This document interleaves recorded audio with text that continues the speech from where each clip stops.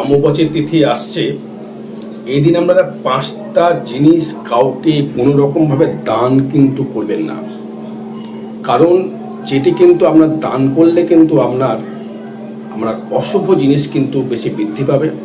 এবং এটা ভাববেন না যারা তন্ত্র করে তারাই খালি অমাবস্যাটা পালন করবে, খালি বিধবারাই খালি অমাবস্যা পালন করবে, আপনারা করবেন না, তা করলে কিন্তু চলবে না।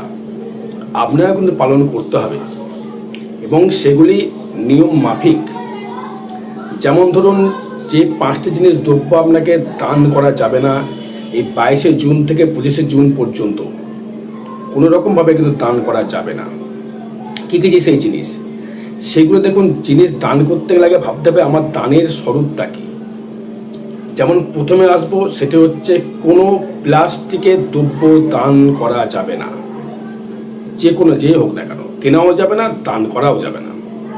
ঝাড়ু, যে ঝাড় দেওয়া হয়, কাউকে দান করাও যাবে না এবং কেনাও যাবে না। এবার আসলে বস্ত্র, যে কোনো বস্ত্র আপনি কিনবেনও না, কাউকে দানও করবে না। বস্ত্র ভাববেন যে দান করা ভালো, মানছি দান করা ভালো, কিন্তু এই সময় কিন্তু নয়, সেটা অন্য সময় করবেন।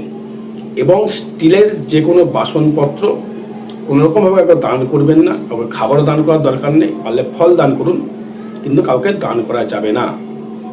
এবং কোনো ছুরি কাঁচি বা স্টিলের বাসনপত্র বা ছুরি কাঁচি, কোনো ধারক দ্রব্য কোনো রকমের দান করা যাবে না, তাহলে কিন্তু আপনি নিজের কিন্তু ক্ষতি নিজে বয়ে আনবেন। জয় মাতারা, জয় গুরু বামদেব।